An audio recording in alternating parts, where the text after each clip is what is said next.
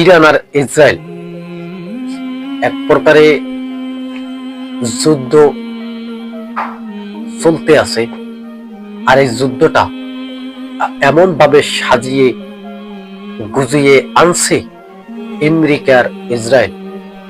তবে বিশেষজ্ঞরা একটা জিনিস লক্ষ্য করছে যে এই যুদ্ধ শুধু বাড়তে আছে, যুদ্ধ যে থামবে এরকম কোনো লক্ষণই নাই।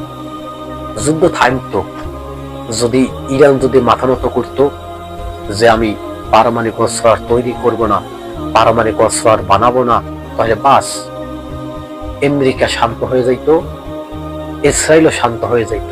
এটি কিন্তু মানুষের ধারণা, কিন্তু না। এই পারমাণবিক অস্ত্র কিন্তু একটা উসিলা। এই পারমাণবিক অস্ত্র বানাবে যে ইরান, এর একটা উসিলা ধরছে আমেরিকায়, ইসরায়েলে, যাতে এই উসিলাটা ধরে তাকে ধ্বংস করে দেওয়া হয়। আপনি একটা জিনিস যদি লক্ষ্য করেন, ইরান রাষ্ট্রটা কিন্তু সাধারণ একটা ছোটখাটো কোনো রাষ্ট্র না, বিশাল বিশাল একটা রাষ্ট্র কিন্তু ইরান। সেখানে কিন্তু লক্ষ লক্ষ লক্ষ লক্ষ মানুষ কিন্তু জীবন যাপন করছে। আসলে আমেরিকা কি আজও কি ইরানের সাথে যুদ্ধ করবে? ইরানের সাথে যুদ্ধ করা মানে কি আমেরিকার পতন হয়ে যাওয়া? বিশেষজ্ঞরা ইতিমধ্যে স্পষ্ট জানিয়ে দিচ্ছে ইরানের চতুর্দিক ঘিরে ফেলছে আমেরিকা এবং ইসরায়েল। তবে ইরানও কিন্তু বসে নাই। ইরান কিন্তু আমেরিকাকে ইসরায়েলকে সাফ সাফ জানিয়ে দিছে তারা যদি এবার যদি যুদ্ধ পরিচালনা করে আর যুদ্ধ যদি শুরু করে, তবে এই যুদ্ধ হয়ে যাবে ভয়াবহ যুদ্ধ। এটি কিন্তু ইরানের পক্ষ থেকে জানানো হয়েছে।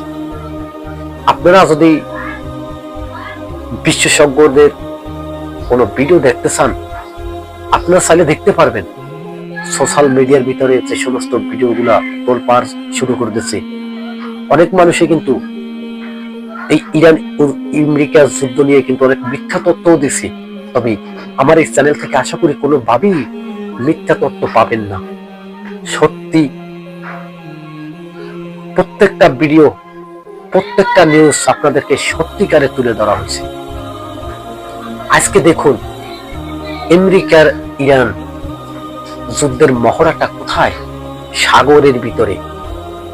যেই সাগরের ভিতরে হরমুজ প্রণালী, ইরানের রক্তনালী, সেই রক্তনালীটা চিপে ধরছে আমেরিকা, ইসরায়েল। একটা জিনিস ভাবুন তো, যদি আপনার রক্তনালী বন্ধ হয়ে যায়, আপনি কি আর বাঁচবেন? বাঁচবেন না। যতদিনে আপনার রক্তনালীটা ছাড়া না হবে, যতদিন আপনার রক্তনালী ঠিক মতো চলাফেরা করতে না পারবে, ততদিন কিন্তু আপনি বাঁচবেন না। এভাবে ঘটনাই ঘটছে ইরানের রক্তনালী, হরমুজ প্রণালী, যেখানে বিশ্বে 20 ভাগ তেল সাপ্লাই দেয় এই হরমুজ প্রণালী থেকে। সেই হরমুজ প্রণালী উত্তেজনা হয়ে আছে এবং আমেরিকান আব্রাহাম লিঙ্কন যুদ্ধের জাহাজ প্রতি ঘন্টায় ঘন্টায় নঙ্গল পরিবর্তন করছে। নঙ্গল কোথায় করছে?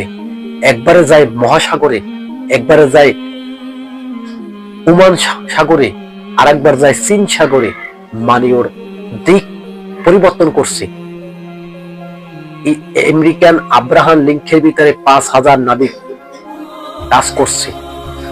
তবে আমেরিকান আব্রাহাম লিঙ্কনের ভিতরে যদি ইরান যদি হামলা করে, সে মনে করছেন যে আব্রাহাম লিঙ্কের কিছু হবে না। ইরান যে ক্ষেপণাস্ত্র গুলো যে বানিয়ে রাখছে, এগুলো পারমাণবিক অস্ত্রের সেই শক্তি কম না। তার